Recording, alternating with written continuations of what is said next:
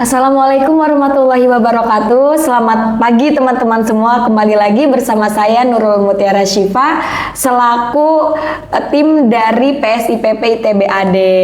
Nah, di sini saya sudah bersama dengan Mas Diki, salah satu pengurus di Masjid Raya Al-Falah Sragen, teman-teman. Kita sapa dulu ya. Assalamualaikum Mas Diki. Waalaikumsalam Mbak Nurul. Bagaimana kabarnya Mas? Alhamdulillah baik. Gimana, sehat Mbak Nurul? Alhamdulillah baik juga Mas. Jauh main ke Sragen. Iya. Mas, sebelumnya saya izin perkenalkan diri terlebih dahulu ya, karena kita baru ketemu ya Mas ya. Iya, saya Nurul Mutiara Syifa, Mas biasa panggil saya Nurul ya. Iya, saya itu mahasiswi UIN Jakarta, kebetulan juga sekarang mewakili tim dari Pusat Studi Islam Perempuan dan Pembangunan Institut Teknologi dan Bisnis Ahmad Dahlan Jakarta, Danun Institute. Nah, sebelumnya saya ucapkan terima kasih nih kepada Mas Diki sudah meluangkan waktu ya untuk berbincang. Nah, kita berbincang nih Mas dalam rangka membahas dan menggali lebih dalam perihal Masjid Raya Al-Falah Sragen yang telah dikenal itu sebagai salah satu masjid paling inovatif ya di Indonesia. Nah, dengan berbagai program pemberdayaan umat dan generasi muda. Siap. Kemudian ini Mas, sebelum masuk ke sesi inti wawancara nih, pertanyaan-pertanyaan. Nah, pertanyaan pertama yang ingin saya ajukan itu adalah mengenai narasumbernya atau Mas Diki terlebih dahulu nih. Karena kan ada pepatah ya Mas, tak kenal katanya maka ta'aruf. Iya, ta'aruf dulu. Iya, nah sekarang saya ingin Mas Diki memperkenalkan diri terlebih dahulu. Nah, serta Mas Diki ini kan sebagai pengurus ya di Masjid Raya Al-Falah ini. Mengapa sih Mas itu bisa memilih menjadi bagian yang punya peran di sini Mas? Oh iya. Oke, yang pertama Bismillahirrahmanirrahim. Assalamualaikum warahmatullahi wabarakatuh. Waalaikumsalam warahmatullahi wabarakatuh. Tim yang sudah datang ke Masjid Raya Al-Falah. Perkenalkan, saya Diki Priambodo, bisa dipanggil Diki saja, nggak usah pakai Ustadz. Ya kalau segan panggil Mas saja. Biar kesannya ya pengurus masjid itu nggak harus Ustadz. Begitu, betul. Saya Diki di sini. Marbot masjid, jadi semua yang terlibat di sini namanya marbot. Mau dia pengurus di atas, mau di bawah, semuanya sebutannya marbot. Bagiannya saya bidang di bagian divisi Baitul Quran. Jadi di sini ada ada takmir. Kemudian takmir ini para bapak-bapak yang di SK-kan oleh bupati. Yang Kebanyakan di jajaran takmir ini para tokoh-tokoh di daerah Sragen sini. Kemudian di takmir ini mengutus namanya badan eksekutif yang dia fokus ke pelayanan dan teknis. Betul. Nah, saya salah satunya di situ. Disitulah diangkat namanya direktur masjid. Oh iya. Jadi takmir punya bawahan namanya direktur masjid. Nah, di direksi ini ada kurang lebih 20 sampai 30 orang dari keamanan, kebersihan, semuanya situ. Nah, direktur ini membidangi di bawahnya ada 4 bidang lagi, Mbak. Ada Baitullah tuh fokus ngurusin segala operasional masjid. Kemudian Baitul Quran fokusnya ke bidang pendidikan, dakwah dan program-program yang lainnya. Kemudian ada Baitul Mal, itu dia bidangnya keuangan. Ngurus treatment jamaah, donatur dan lain sebagainya. Yang keempat Baitul Muamalah, ngurus bisnis. Tadi kalau Mbak lihat sini ada beberapa bisnis. UMKM ya. Iya. Badan usaha milik masjid. Ya, kita BUMM. Gitu. Jadi saya salah satu di tim Baitul Quran. Gitu. Lebih menjurusnya ke kajian dan program semuanya sebagai penanggung jawabnya di situ. Oh, jadi Mas yang menanggung jawab di bidang itu Iya, ya. di bidang itu. Itu Mas sebagai kalau kita sebutnya apa ya, ketua ya atau Ya boleh dikatakan iya. ketua. sebenarnya. Apa dibilangnya tuh Mas? Direktur. Manajer Baitul Quran. Oh, manajernya. Bahasa kerennya gitu Iya. sebenarnya sama aja. Betul. Berarti punya anggota ya Mas ya? Alhamdulillah banyak. Iya. Jadi di bidang pendidikan ada TPQ, rumah Quran, guru-gurunya ada 40 guru Quran. Wow, Mas direkturnya nih. Ya, manajernya gitu. Keren. Iya. Bisa jelaskan Mas, ada apa aja tuh yang di bawah naungan Mas Diki Yang dulu nih? di bawah saya terkait pendidikan, jadi kita ada ahlus sufah. Jadi kalau tadi Mas Mbak di sini seliweran ada yang bawa rompi, jaket pasukan baik. Oh, Mas. Nah, Iya. itu mereka tinggal di sini. Itu pusat pengkaderan Masjid Raya Al Falah. Mesin pengkaderan kita ahlus sufah namanya. Halus Sufa. Mereka masih pada sekolah SMA, mereka berangkat pulang itu dari masjid. Bukan santri, mereka sekolahnya di luar SMA, Iya. MAN, STM, nanti tapi pulangnya masjid. Itu bidang pendidikan. Kemudian ada TPQ, ya untuk remaja ke bawah, anak-anak remaja ke bawah kita punya TPQ ceria. TPQ ceria. Ya. Yang kedua ada butuh Quran, berantas buta huruf Al-Quran. Itu untuk dewasa lansia. Dewasa lansia. Sampai dari umur 17 sampai lansia itu dibutuh Quran. Jadi kemudian ada kajian malam, kajian rutin di sini tadi kayak Mbak lihat kajian Ahad pagi dan lain sebagainya. Iya. Banyak sekali ya Mas ya. Ya, sangat produktif. Iya. Oke. Kita sekarang beralih ke nanti mungkin untuk itu terkait struktur ya berarti ya Mas. Nanti Ya, ada pertanyaan khusus nih buat struktur nanti. Boleh. Namun sekarang kita fokusnya ke sejarah singkat dulu deh. Sejarah singkat berdirinya Masjid Raya Al Falah Sragen ini. Apakah memang dari awal namanya sudah Al Falah dan proses kegiatannya sampai sekarang bisa sekeren ini tuh gimana tuh Mas? Iya, ya, saya izin menjawab mewakili para takmir ya. Iya, baik. Dan sesuai pertanyaan tadi, faktanya Al Falah awalnya bukan Al Falah. Oh iya, faktanya bukan Al Falah ya. Faktanya Masjid Raya Al Falah nama di awalnya itu bukan Masjid Raya Al Falah. Oh, seperti Jadi untuk cerita ya Mbak, ini tuh kita Masjid Raya Al Falah itu dibangun sekitar tahun 1000. Saya lihat baca ya Mbak, takutnya salah. Nggak apa-apa, Salah Mas. bicara angka. Tahun 1953. 1953. Dan tanah ini di area pabrik gula. Jadi di belakang kita tuh ada pabrik gula. Di sini tadi ada stasiun, sampingnya lagi ada pabrik gula. Dan ini masih wilayahnya tanahnya pabrik gula. Pabrik gula kemudian apa ya bahasanya ya? Memberikan lahannya untuk dibangun masjid. Oh, mewakafkan. Iya, bahasanya begitu lah, diwakafkan ke Muhammadiyah. Oh, ke Muhammadiyah. Kemudian Muhammadiyah membuat mengurus masjid dan nama waktu itu namanya Masjid Al-Ittihad. Al-Ittihad. Ya, dari 1953 berdirilah Masjid Al-Ittihad ya. Masjidnya tetap besar dan ramai karena ini termasuk pusat kota Sragen. Ada pabrik, ada stasiun, kemudian di pusat pemerintahan juga. Jadi tetap jika dibandingkan masjid-masjid kampung, Masjid Al-Ittihad zaman itu juga maju juga. Nah, sampailah dari 1953 kepengurusan, kemudian ada beberapa setelah 20 tahunan ada beberapa infrastruktur masjid ini yang perlu direhab, jadi sudah rusak dan lain sebagainya. Oh iya. Nah di pengurus itulah dari Muhammadiyah minta kerjasama kemudian dengan pemerintah dan lain sebagainya, dibentuklah panitia renovasi rehab masjid di tahun 1983. 1983. Dan setelah bangun itulah diubah sekalian namanya menjadi Masjid Raya Al Falah. Oh berarti mulai penamaan Masjid Raya Al Falah itu dari 1983 itu ya Mas. Nah itu terkait Masjid Raya Al Falah, sehingga Masjid Raya Al Falah tahun 1983 itu juga pengelolaan akhirnya sudah mulai serius tahun 83. Takmir itu SK-nya dari bupati dan lain sebagainya, diawasi oleh pemerintahan. Jadi diawasi dalam artian kegiatannya didorong untuk maju dan aktif gitu. Iya. Tapi tetap saja mempunyai kendala karena ya stagnan lah Bapak hingga akhirnya di tahun 2016 datang termasuk kadernya Masjid Raya Al-Falah di zaman dulu namanya Pak Kusnadi yang sekarang jadi takmir.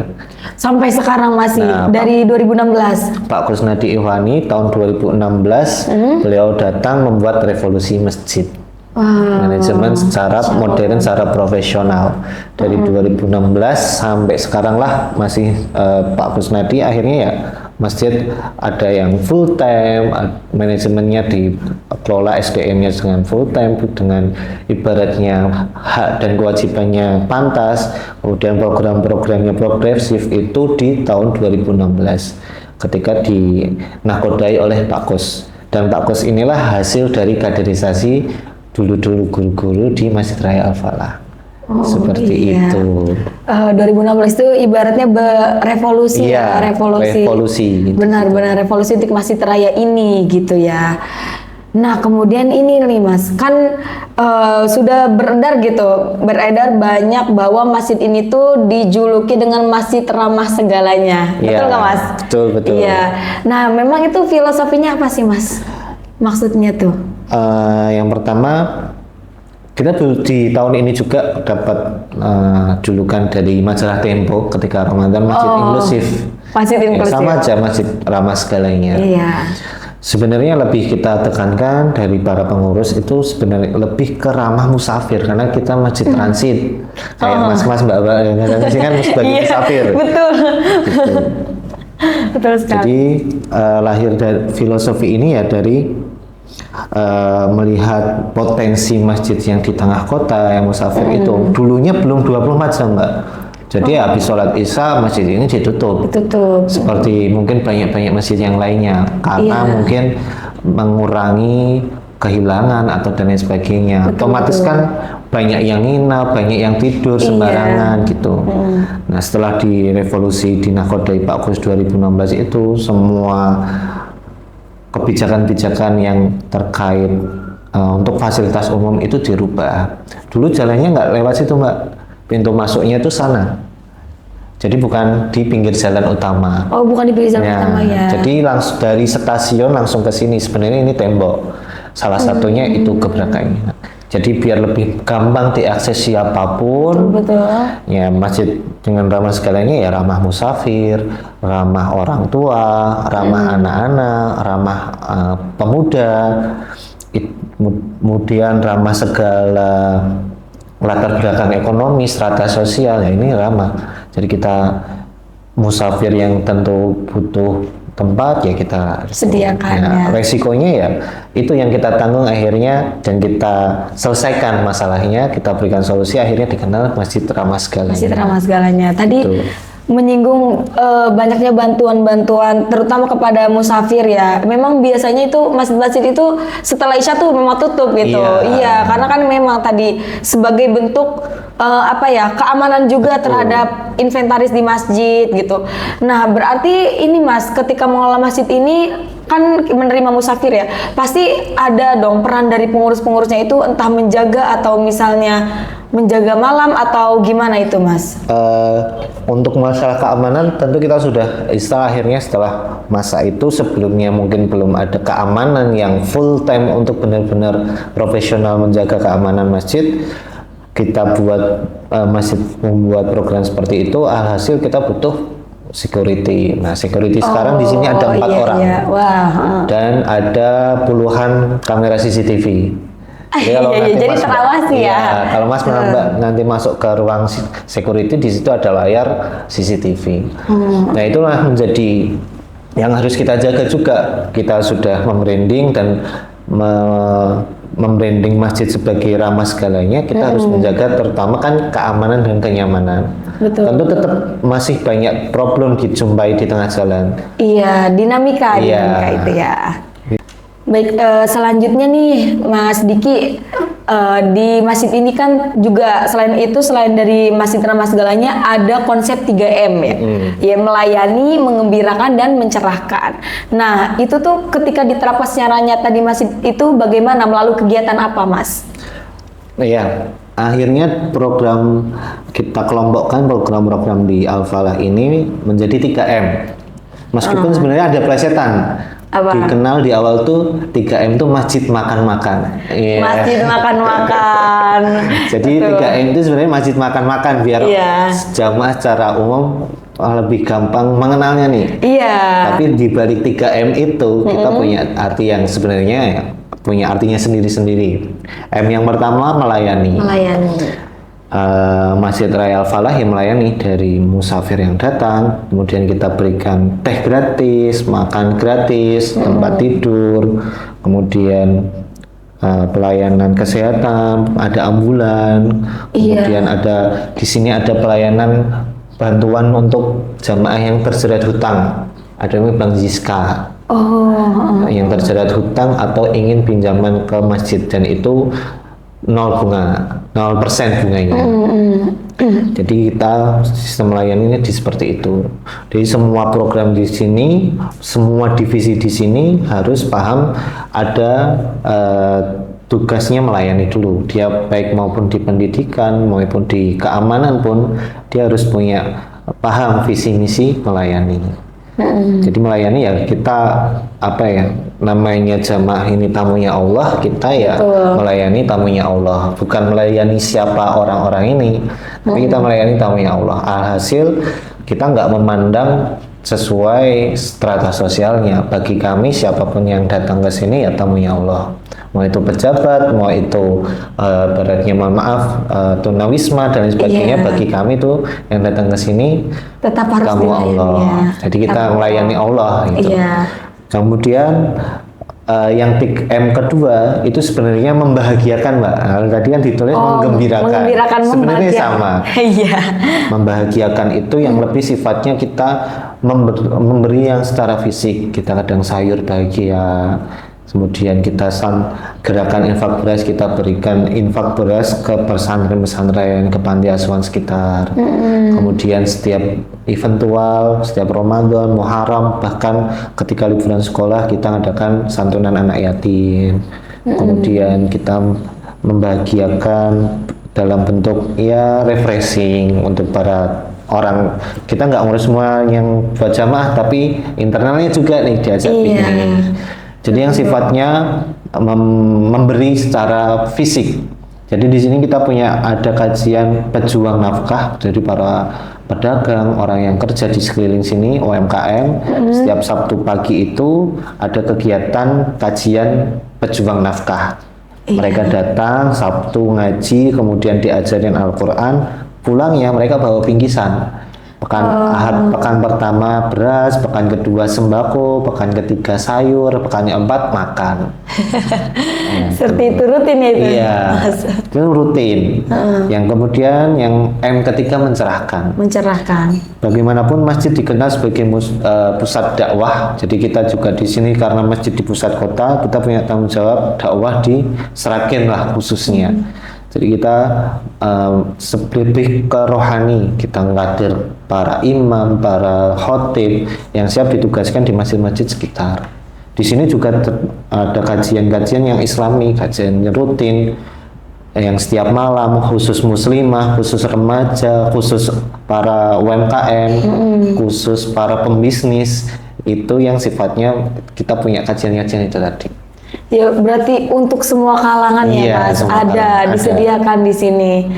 Tapi tadi saya menarik nih, ada khusus kajian untuk para pejuang UMKM atau pebisnis gitu ya. Memang isi kajiannya tuh apa sih Mas? Tetap isi kajiannya sebenarnya sama saja, tapi kan lebih frekuensinya lebih sama. Ketika contoh kita ngomongin akidah, masalah akidah itu kan para jamaahnya ketika satu warna, mereka latar belakangnya para pedagang semua, kita bisa tuntun nih materinya biar lebih dikemas sederhana sesuai dengan contoh mereka, jualan biar jujur, jualan biar amanah. Betul. Sebenarnya materinya secara umum sama saja, cuma dikemas lebih sesuaikan dengan targetnya, target dakwahnya. Jadi ada apa ya? Ada pembelajaran tersendiri untuk orang-orang yang memang profesinya di situ gitu. Mungkin ada motivasi ketika jualan juga sambil bersedekah gitu ya. Tidak hanya mengambil keuntungan saja gitu ya Mas ya. Sangat bermanfaat sekali. Kemudian tadi di melayani ya Mas, tadi melayani itu kan tidak memandang gitu, baik itu dari siapapun itu, mau pejabat ataupun non pejabat, juga dari kalangan biasa, itu kan semuanya tamu Allah gitu. Kemudian yang membahagiakan juga itu berbentuk fisik kan. Nah, ini yang berbentuk fisik ini menarik nih. Kami dari PSIPP itu ada program unggulan zakat untuk korban kekerasan perempuan dan anak. Nah, gitu Mas. Menurut Mas, ini di sini ada nggak pengalaman gitu? Orang-orang seperti itu juga seharusnya dilayani loh, dibahagiakan gitu dengan cara yang memang dikasih bantuan gitu. Tadi menarik banget sih Mbak, keren sih idenya terkait zakat itu. Nah, untuk Masjid Raya Al-Falah kita juga mempunyai ruang kepedulian untuk kelompok rentan. Ya seperti tadi, baik dari perempuan, anak-anak. Jadi kita yang pertama masjid membuka ruang aman, jadi kita membuka fasilitas konsultasi. Jadi ada imam di sini yang biasanya langsung dibimbing oleh keimaman masjid, para imam masjid. Mungkin ada masalah rumah tangga, masalah orang tua ke anak, anak ke orang tua, atau masalah keluarga yang kompleks, itu kita punya konsultasi, kita berikan ruang konsultasi. Dari situlah akan timbul binaan-binaan. Biasanya ya kalau terkait materi keuangan yang masalah itu kita nanti linkkan ke Bank Jiska. Yang Bank Jiska itu berkaitan dengan pinjaman-pinjaman. Dia akan menyelesaikan situ. Tapi pintu masuknya ke ruang konsultasi bersama imam dulu. Nanti dari imam, dari pengasuh ini akan mengarahkan bentuk binaannya seperti apa. Ada yang disuruh cuma rutin sholat di sini, ada yang suruh aktif ikut sini, kemudian ada yang disuruh ikut terlibat pelayanan di sini sampai pelayanannya masalahnya dirasa sudah selesai dengan dirinya sendiri. Kemudian terkait saya membahasakan perempuan dan anaknya. Iya.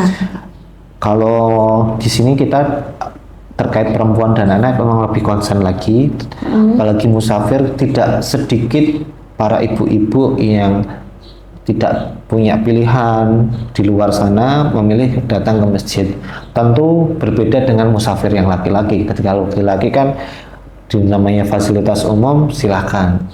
Nah gitu ya, di sini punya beberapa jamaah yang seperti itu. Di sini ada anak yang SD, ngapunten, SD itu kelas 4 sama 5 SD, orang tuanya udah nggak jelas nih.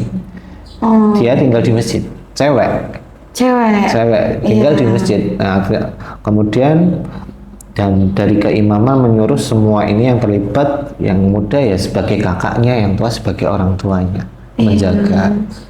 Seperti itu. Jadi tentu belum maksimal dalam program itu, namanya juga akan ada kendala di tengah jalan.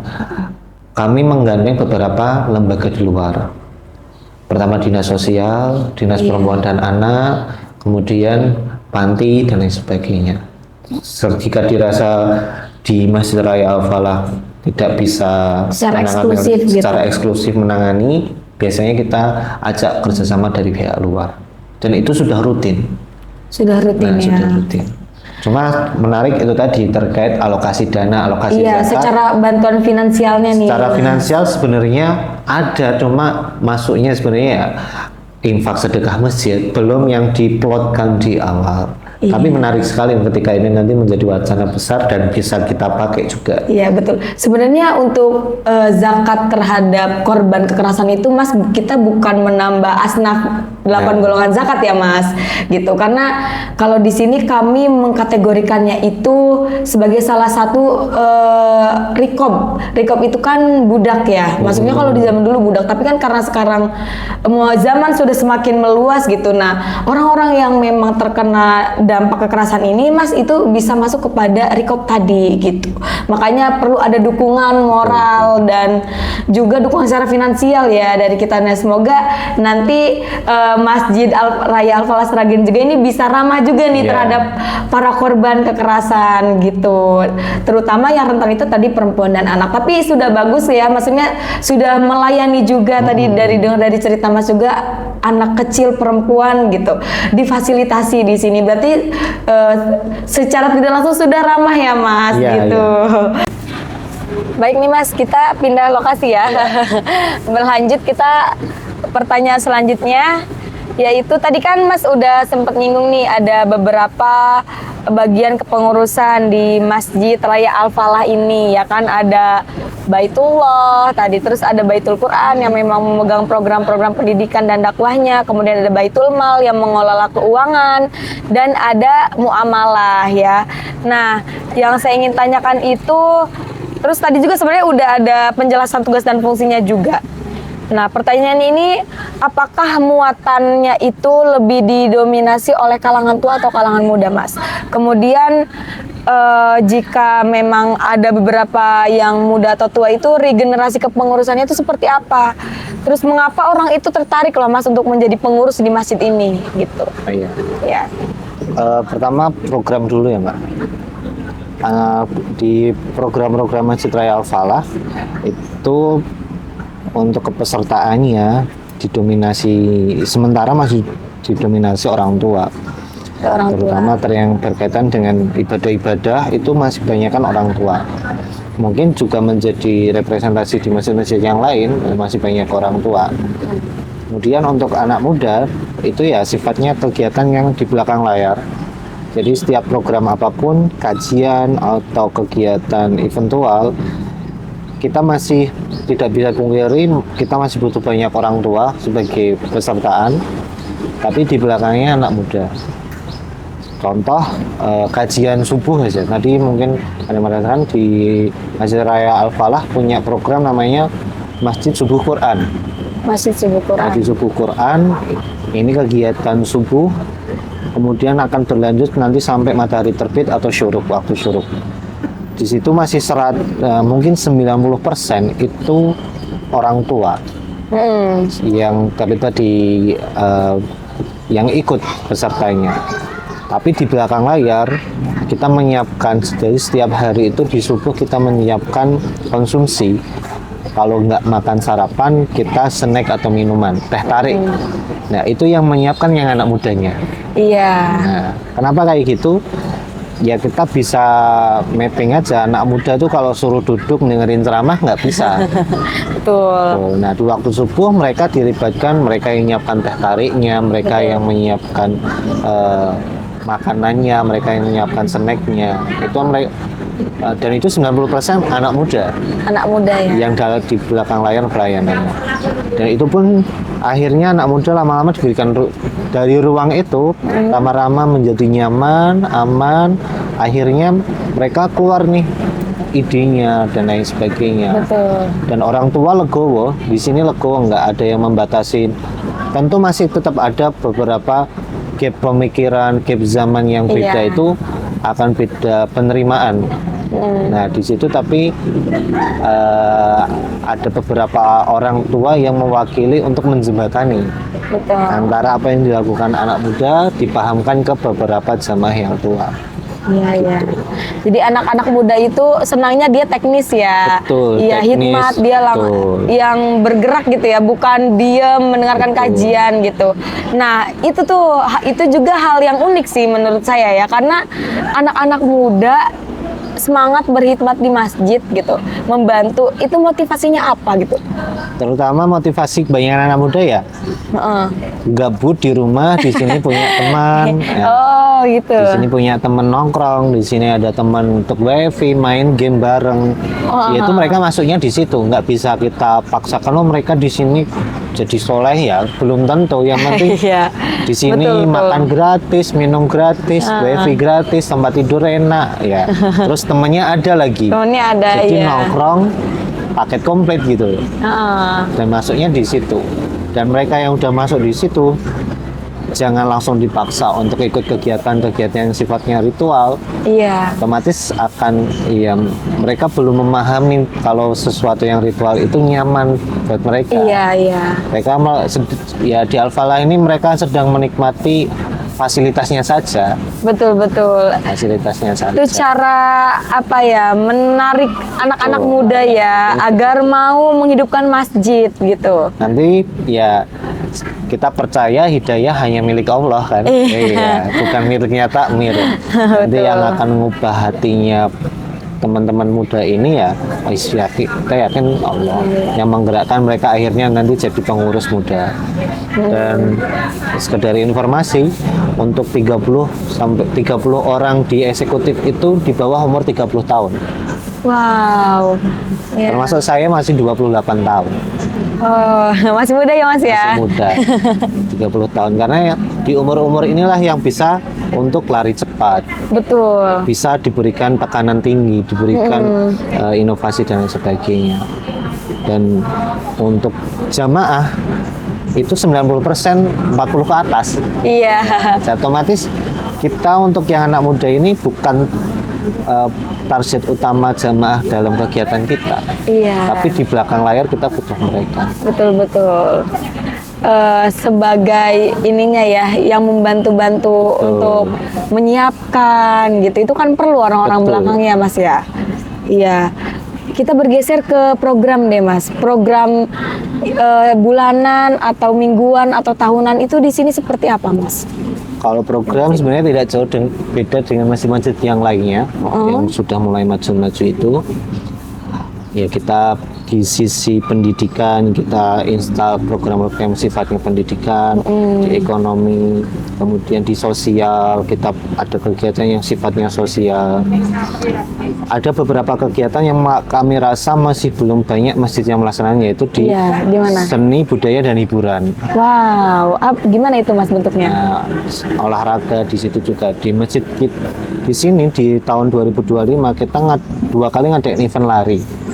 Di Ramadan tajuknya ngabuburan ya, dari kata ngabuburit, jadi lari sore ngabuburan itu 500 orang Pak. Jadi Mbak dari bawah pakai pakaian lari kayak gitu datang ke masjid lari. Terus waktu Muharram namanya Muharan ya, itu menjadi kemungkinan akan menjadi program rutin kami event lari ini. Kita ngeliat kan itu berasal dari analisa kami, event lari lagi naik nih. Nah, masjid di situ. Berapa itu larinya? Berapa kilo Mas? Yang Muharram kemarin 4,47 karena meringati 1447 Hijriah. Oh, jadi itu ini ya kreativitas dari panitia aja ya. Dan itu dari luar kota ya, maksudnya umumnya event lari dimanapun lah. Iya. Lari pakai. Nah di situ kan kegiatan contoh seperti itu banyak orang tua yang belum bisa memahami 100%. Iya. Ke masjid kok bawa pakaian lari, ke masjid nggak sholat malah ini ya. Tapi kita menengahi. Betul. Yang penting mereka ke masjid dulu. Betul. Wah keren. Terus kegiatan kita punya wedding organizer pernikahan. Ada juga. Kemarin sebenarnya baru ada pernikahan juga di masjid sini. Jadi akad resepsi full bisa di masjid dan dikelola oleh di masjid. Iya. Itu untuk sumber daya WO-nya itu dibina dari masjid atau memang dari luar? Gimana Mas? Dulu masih dari luar, sekarang udah mandiri, tim masjid sendiri sudah bisa. Oh sudah bisa, yang menjadi. Iya. Dan itu anak muda semuanya tadi. Anak muda ya. Memang anak muda tuh dia sifatnya lebih ke praktik. Betul. Iya praktik langsung, bukan yang duduk mendengarkan kajian gitu ya Mas. Ya biar porsinya tuh terbagi-bagi ya. Yang generasi tuanya mungkin fokus kepada kajian gitu ya. Anak-anak mudanya diberdayakan untuk menghidupkan masjid. Itu menurut saya luar biasa Mas. Itu program ya kalau bulanan. Sekarang kita ada kegiatan Masjid Raya Al-Falah karena masjid percontohan, kita nginstal masjid. Dalam artian kita membina masjid yang dalam bidang manajemennya. Kurang lebih sudah ada mungkin 150 masjid yang kita dampingi manajemennya. Oh iya, itu berbentuk apa tuh Mas? Pelatihan atau? Disekolahkan di sini 10 hari, kemudian pulang di masjidnya masing-masing kita dampingin. Oh seperti itu. Sehingga bisa manajemennya bagus, kemudian ada program-program lahir dari situ. Iya. Itu biasanya pesertanya dari umur berapa ke berapa tuh jenjang umurnya Mas? Yang harus dikirimkan kita biasanya 5 orang, 3 ini yang di bawah umur 30, Oh 2 ini yang usia tua-tua. iya iya. Karena kalau yang dikirim yang tua saja, pulang dari sini nggak jadi apa-apa. Betul. Atau yang dikirim muda, Yang muda saja, saja. sampai sini pulang sana nanti diprotes nggak jadi apa-apa juga. Betul, Jadi harus betul. kirim 2 elemen ini. Yang Balance kuat, ya jadinya ya Mas. Itu kurang Baik. lebih kegiatan di Masjid Raya Al-Falah itu. Jadi kita hiburan setiap ngabuburit itu setiap sore kita ada pentas seni dulu sebelum kajian. Wow. Setiap Ramadan. Oh. Yang Kemudian tampil anak-anak muda itu kita kerjasama dengan sekolah-sekolah akhirnya. kerjasama dengan sekolah. Kan setiap sekolah biasanya ada klub atau ekstrakurikuler tari kah atau mungkin sulap atau apa, ya udah bawa kita ke sini. Bawa ke sini. Kita bawa ke sini sebelum ngabuburit, sebelum ada kajian mereka tampil dulu menghibur para jamaah. Iya. Baik. Selanjutnya ini deh Mas, sepertinya kayak BUMM terus apa ya? Tadi ada pembinaan juga di mana di sini sifatnya dibina gitu. Nanti keuntungan buat yang Ya.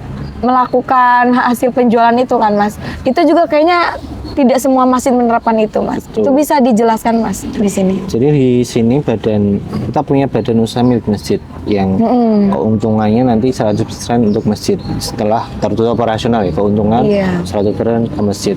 Adapun para ruko-ruko ini, para jamaah itu sama yang kita bina tadi dengan latar belakang apapun itu kita bina. Jadi sifatnya bukan pinjaman saja, tapi pinjaman produktif.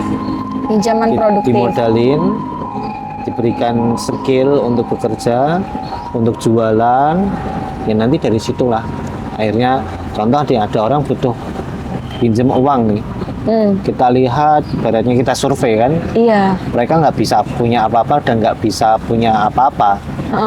Nah daripada cuma pinjam terus pergi nanti pinjam Iya. orang lagi, harus ada konsekuensi. Dipinjam siap masjid membantu, tapi siap juga dibina sama masjid.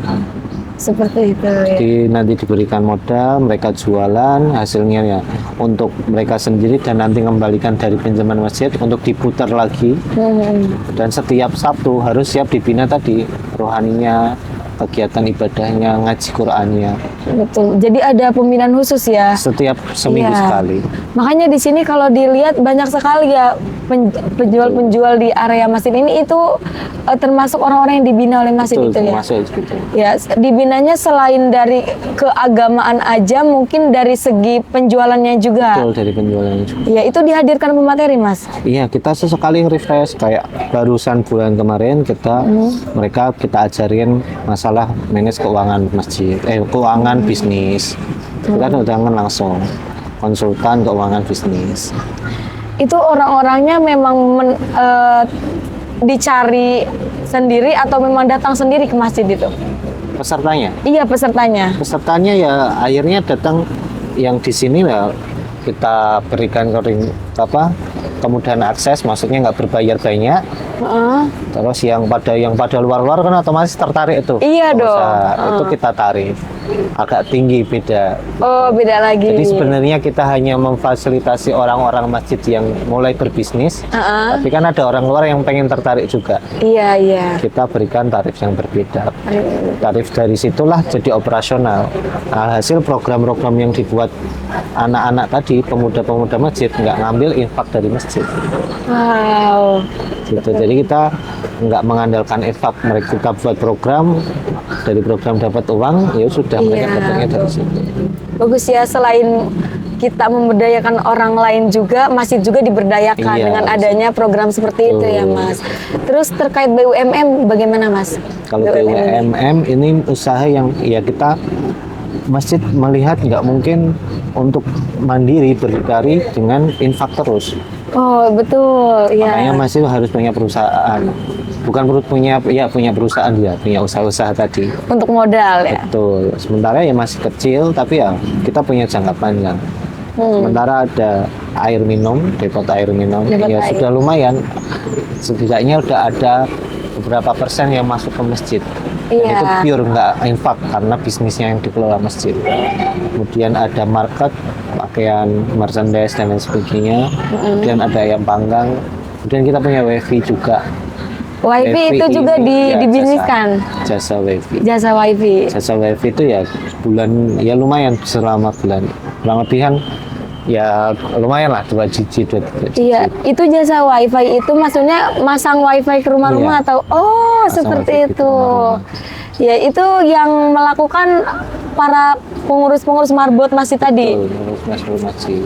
Wow. Jadi Luar ngambil biasa. road dari Jakarta langsung sini, makanya ada tower besar di sini. Sepertinya marbot masjid ini banyak ya ininya, ini apa namanya? Kemampuannya gitu. Ya karena berapa Iya. masuk kan banyak. Heeh. Bapak-bapak kan bingung, mereka harus diapain kan latar belakangnya beda-beda. Iya, iya. Ada yang bisnis ya bisa bisnis. Jadi marbot di sini ada yang punya kafe kopi. 5 tahun tidur di masjid, terus punya kafe kopi yang keuntungannya sebulan udah 40 juta. Dan Masya itu masih ikut Allah. rutin terus di sini. Akhirnya Iya, memotivasi adik-adiknya di sini. Betul, betul, betul. Jadi nggak harus pelayanan tuh nggak harus yang ya bisanya ngomong ya silahkan dia jadi trainer jadi apa. Iya, iya. Tapi kalau dia bisanya jualan ya mau nggak jualan. Itulah makanya salah satu alokasi dana masjid itu dari situ ya, Mas. Betul, Bukan dari dari infak-infak Ya. dari warga-warga Iya. gitu. Tapi harapannya itu tadi kalau BUMN harapannya ke depan bisa menopang setidaknya untuk SDM di sini, Iya. bisa menutup SDM. Memang Itu. kalau sekarang bagaimana, Mas? Belum. Sementara masih infak. Masih infak. Masih infak. Alhamdulillahnya ya masih tutup gitu. Tapi kan kita nggak bisa berharap cuma di infak saja nih. Iya. Kita harus mandiri. Karena kan jadi contoh juga masjid-masjid yang lainnya. Betul, betul. Gitu. Oke, mungkin cukup untuk perihal program dan itu sudah termasuk ke pengolahan keuangan masjid ya, Mas Iya. ya. Sekarang kita singgung sarana nih, Mas. Sarananya lengkap sekali ya, menyediakan ini juga nih tempat singgah untuk para musafir. Saya lihat tadi ada kasur juga gitu. Nah, itu bisa dijelaskan, Mas gitu. Ya masih ramah segalanya Mbak, siap harus kayak gini, fasilitasnya harus lengkap. Meskipun dilihat kayak nggak ada rapi-rapinya kumuh. Ya kan orang butuh mungkin sini cuma duduk, mungkin Iya. tidur dan nggak sempet beresinya gitu.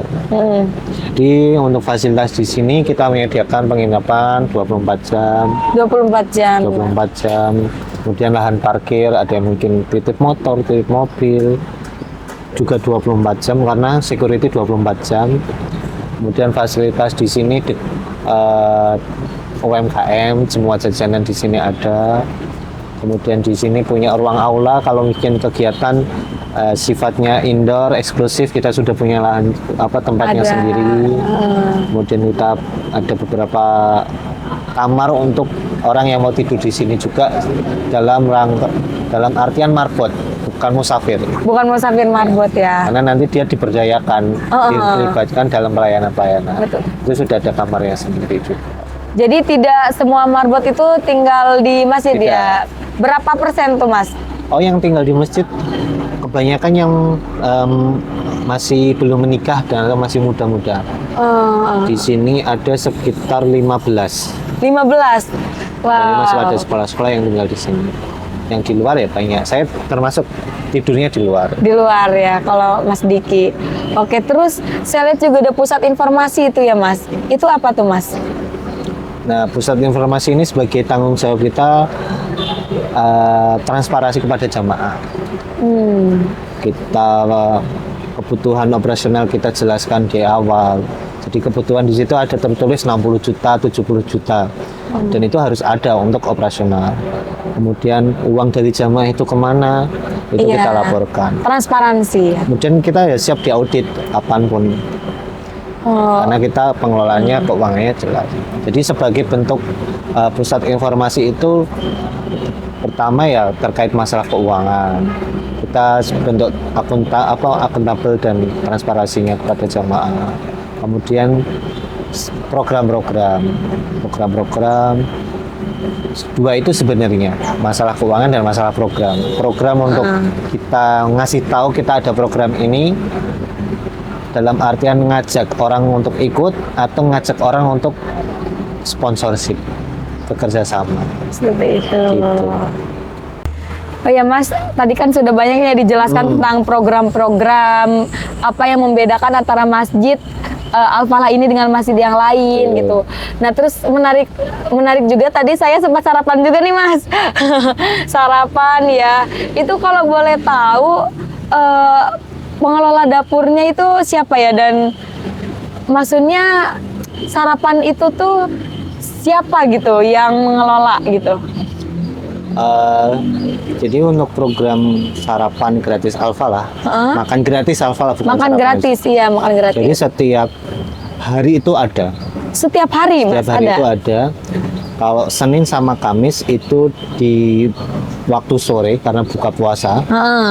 Kemudian Selasa, Rabu, selain Senin, Kamis itu setiap siang.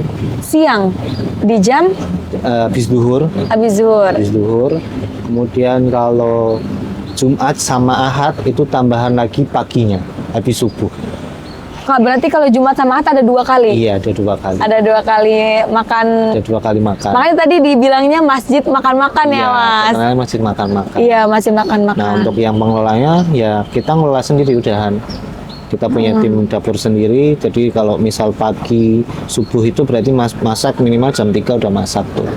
Oh iya, untuk porsinya ditentukan nggak? Tidak Mas? Untuk porsi yang biasanya untuk total masak ya, untuk baik yang ditaruh di luar, di depan maupun yang di belakang, semua jemaah yang pengurus itu setiap masak kalau sarapan pagi Sabtu sama Ahad itu 250. 250 porsi itu udah pasti segitu? 250 porsi gitu. Itu masak sendiri kan ya Mas? Masak sendiri. Masak sendiri. Untuk lauk ada jadwalnya atau memang Sebenarnya sekreatif ini aja? ya, nggak Marbot? ada sih, nggak ada jadwal pastinya atau tetap. Iya, iya. Ya sesuai budget aja. Oke. Kalau misal infak banyak ya kita bisa nih 1 orang 1 paha gitu. Oh, iya, iya, Tapi iya. semuanya lebih ke kita sesuaikan. Soto itu kan menjadi yang simpel tapi jamaahnya enak. Iya. Ini cocok lah tua muda gitu. Iya. Kita sesuaikan terutama ke jamaah. Kalau kita menunya pengennya pedes saja kan banyak jamaah yang sepuh. Iya, betul. Atau makannya lauknya kering-kering atau nggak ada kuahnya, kadang jamaah yang sepuh kurang pas. Betul, Jadi kita betul, lebih betul. memilih menu yang cocok untuk ramah segalanya tadi. Iya, semua kalangan Iya. bisa ya untuk konsumsi itu. Tadi balik ke porsi deh Mas tadi. 250 itu untuk setiap hari? Setiap hari weekend lah. Weekend. Kalau makan siang itu biasanya di 50 saja, 50. Oh, 50 porsi. 50 porsi. Itu kenapa tuh Mas? Apa alasannya Mas? Alasannya tentu ya ekonomi masyarakat ini lagi fluktuatif kan. Ini tentu kan ngaruh ke infak. Iya, iya, iya, Kita iya. kita efisiensinya lebih ke jumlah porsinya aja daripada menghilangkan program. Iya, iya. Karena menjadi program termasuk program utama. Kemudian yang kedua sebenarnya yang utama lebih ke kita program kan untuk menggerakkan orang yang benar-benar makan juga. Kita juga harus punya tanggung jawab, dia makan sini juga aktif ke masjid juga. Iya. Menggerakkan orang yang mampu-mampu itu untuk support juga. Betul, betul. Selama itu belum maksimal ya kita tahan-tahan itu, kita di belakang layarnya fokusnya ke situ dulu. Yang ditampilkan ya cuma segitu. Iya, iya. Gitu makan siang.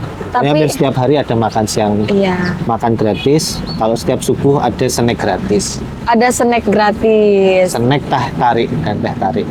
Iya, biasanya berbentuk apa tuh Mas snacknya? Snack ya biasanya gorengan, pisang goreng, yang cocok iya. untuk pagi lah. Iya, betul-betul. Itu dimasak oleh pengurus juga ya? Kalau snack kita pemberdayaan pedagang sekitar aja. Menaikan pedagang Kalau teh sekitar. tarik yang membuat 100% marbot, yang Iya, muda-muda tadi. Iya. Gitu. Oke, kalau masak juga dari pribadi ya, dari Iya. pengurusnya, dari marbotnya ya? Oke, itu untuk perihal makan-makannya. Nah, ini selanjutnya nih Mas. Tadi tuh saya melihat ya, saya juga sempat beberapa kali mendengar di pengajian itu dibahas Milad Muhammadiyah. Terus juga di sini ada kantor Lazismu gitu. Memangnya ada hubungan apa sih, ada korelasi apa antara masjid ini dengan Muhammadiyah itu sendiri, Mas? Oke, kembali di sejarah tadi, masjid ini adalah yang ngelola wakafnya Muhammadiyah. Jadi yang mengelola dari dulu ya Muhammadiyah, bahkan sampai sekarang. Sampai sekarang. Jadi masjid ini dikelola oleh di bawah pimpinan daerah Muhammadiyah Sragen. Kemudian menggunakan amaliyahnya, kegiatan keibadahannya menggunakan Muhammadiyah juga. Muhammadiyah juga. Kemudian setelah akhirnya berkembang, kita mulai ekspansi ke masjid-masjid yang lainnya. Kita ditunjuk sama Muhammadiyah menjadi masjid percontohan nasional. Jadi dengan Muhammadiyah organisasi besar, punya masjid-masjid banyak. Nah, ditunjuklah Masjid Raya Al-Falah sebagai masjid percontohan. Sebagai masjid raya percontohan, masjid percontohan nasional, kita punya tanggung jawab untuk ya melahirkan masjid-masjid unggulan di setiap itu. Mengkader masjid-masjid yang lain ya Mas ya. Dan itu dari dipelopori ketua takmir kita Pak Kusnadi Ihwani sekarang sebagai ketua di lembaga pimpinan pengembangan masjid di pusat. Di pusat pimpinan pusat Muhammadiyah ya. Pimpinan pusat Muhammadiyah. Dan beberapa teman akhirnya di sini marbot-marbot tadi ya diberdayakan yang muda-muda tadi. Gitu. Oke Mas, itu berarti sangat berhubungan ya. Sangat berhubungan. Tapi bisa dikatakan nggak ini Masjid Muhammadiyah gitu Mas? Bisa dikatakan ini Masjid Muhammadiyah, meskipun ya tidak secara tekstual. Secara branding karena kita mau menengahi biar semua nyaman. Iya, untuk semua kalangan. Tidak ada plakat-plakatnya. Meskipun semua jadwal, semua pengisi, semua program itu diketahui oleh Muhammadiyah. Tapi kita untuk membuat nyaman jamaah, ya tidak ada plakat-plakat atau tidak ada pintu-pintu gitu. Betul. Tidak membranding kalau ini tuh punya Muhammadiyah gitu ya Mas. Terus Lazismu ini, jadi biasanya kan masjid dikelola sama bendara umum. Ya kita tahu Lazismu adalah lembaga pengelolaan uang organisasi Muhammadiyah. Kita install di sini. Jadi semua keuangan masjid dikelola oleh Lazismu. Jadi kita bisa, dan Lazismu kan juga lembaga yang sudah bisa dipertanggungjawabkan sistemnya dan lain sebagainya. Betul. Nah, kita memakai sistem itu.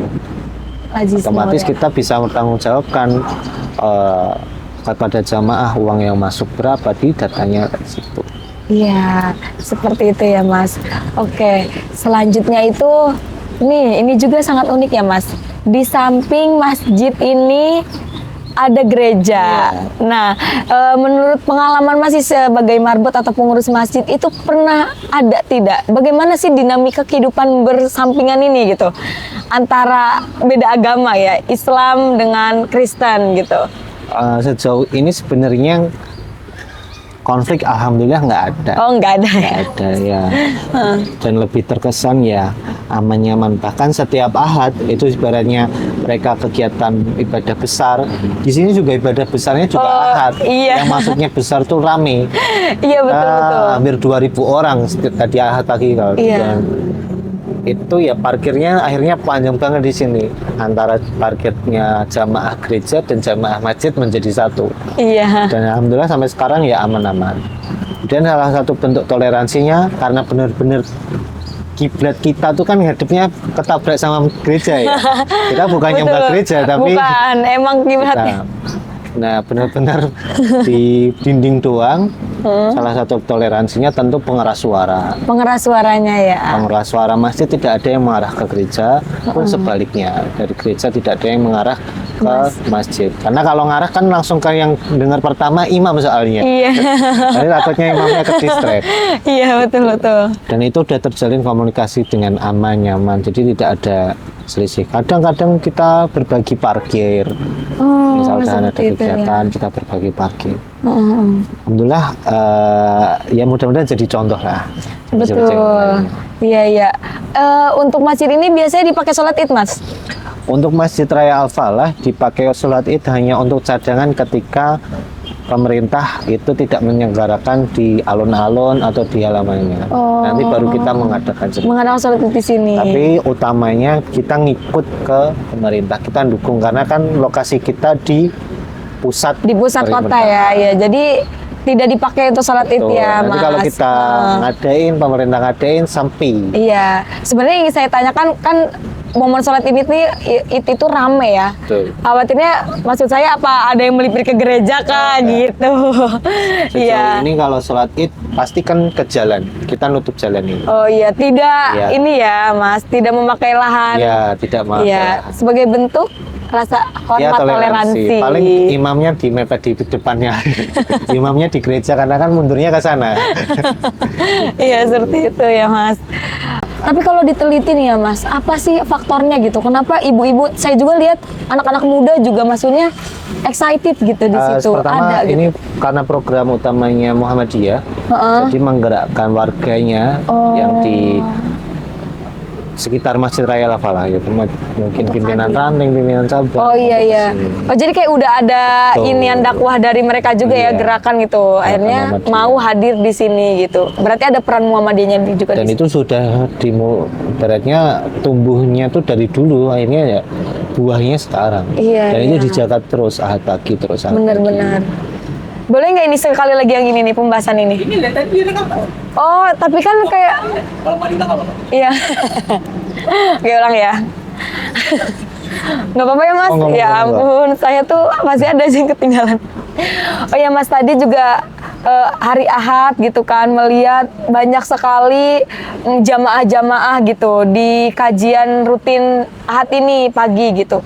Itu tuh yang saya lihat bukan hanya kalangan tua saja, tapi kalangan muda juga ikut hadir. Itu sebenarnya jika kita teliti lebih lanjut ya Mas, itu kan rame banget nih Mas. Jarang kayaknya Mas itu seramai itu.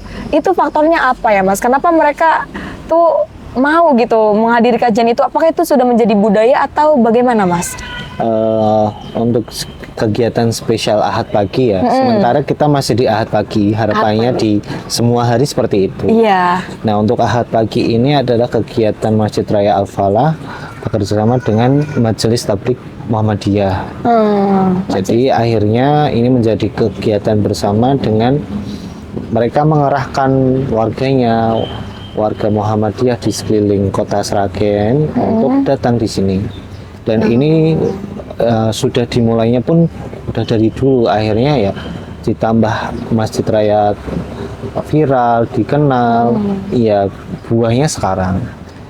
Jadinya jamaah itu di sekitaran 1.500 sampai 2.000 orang. Iya, hadir ke sini ya Mas. Pagi gitu ya. Dan itu bagi kami testimoni ke jamaah memang sudah menjadi agenda rutin keluarga. Jadi keluarga itu ya Ahad pagi kesini dulu, habis itu aktivitas mereka entah liburan atau entah apa, itu pasti Ahad pagi kesini dulu. Berarti benar ada peran dari Majelis Tabligh Muhammadiyah tadi ya, untuk menggerakkan warga-warga tuh hadir kajian di sini. Dan akhirnya kita lengkapin juga di sini ada pasar dadakan nih. Iya. Jadi komplit, ada sayur, ada buah, ada masakan, ada jajan, ada baju juga. Iya. Jadi ya jamaah itu kita kayak ibaratnya CFD gitu. CFD betul. Ini ya mereka ngaji keluar, di luar ini komplit mau nyari apa aja bisa gitu. Iya betul. Jadi benar-benar masjid itu dimakmurkan dan menjadi pusat kegiatan ya Mas ya. Harapannya seperti itu. Mudah-mudahan ya bisa di bukan hari Ahad, hari Jumat juga. Hari amin, Senin, amin. Gitu. Mohon doanya saja. Iya. Oke Mas, mungkin ini menjadi pertanyaan terakhir ya Mas. Iya, sebenarnya ini udah masuk ke pesan dan motivasi nih buat teman-teman yang ada di luar sana gitu. Iya, mungkin bisa dikasih pesan nih, gimana caranya masjid-masjid yang lain juga bisa menjadi masjid yang ramah, ya ramah dan membahagiakan gitu. Serta motivasi nih biar anak-anak muda juga sama dengan anak-anak Sragen di sini punya kemauan untuk menghidupkan, memakmurkan masjid gitu Mas. Ini sedikit pesannya, masjid-masjid di luar sana, insya Allah yang punya potensi lebih besar dibanding Masjid Raya Al-Falah. Pertama, membuka ruang terutama untuk anak muda. maupun kelompok-kelompok lainnya, kelompok ibu-ibu, kelompok perempuan, kelompok anak-anak, karena dari situlah nanti akan banyak program yang lahir dan akhirnya masjid itu dikenal bahkan banyak programnya. Jangan jadikan masjid hanya cuma ibadah 5 waktu, kemudian di luar setelah sholat 5 waktu nggak ada kegiatan lagi. Betul. Tuh, harapannya kasih ruang untuk anak muda dengan hati-hati, jangan dikerasin, jangan banyak target-target ya. Iya. Ibaratnya kalau sudah ada anak muda, mereka yang punya potensi untuk menciptakan kreativitas dan lain sebagainya. Oke, cukup nih Mas Diki. Cukup, yang penting ada anak mudanya, insya Allah masjidnya maju. Masya Allah. Oke, mungkin sebagai penutup jangan lupa follow apa Mas dari Masjid Raya Al-Falah ini, ada apa aja? Di Instagram follow Masjid Raya Al-Falah. Kemudian di YouTube juga Masjid Raya Al-Falah, bisa subscribe. Nanti di situ ada beberapa mungkin liputan kegiatan. Kita paling aktif di Instagram. Di Instagram jangan lupa follow ya teman-teman. Jangan lupa juga follow di Instagram page IPP ITBAD dan jangan lupa subscribe YouTube-nya. Oke, sekian dari saya Nurul. Terima kasih ya kepada Mas Diki sudah mau menemani di bincang tentang Masjid Raya Al-Falah Sragen Indonesia ini. Sampai jumpa. Assalamualaikum warahmatullahi wabarakatuh. Waalaikumsalam warahmatullahi wabarakatuh.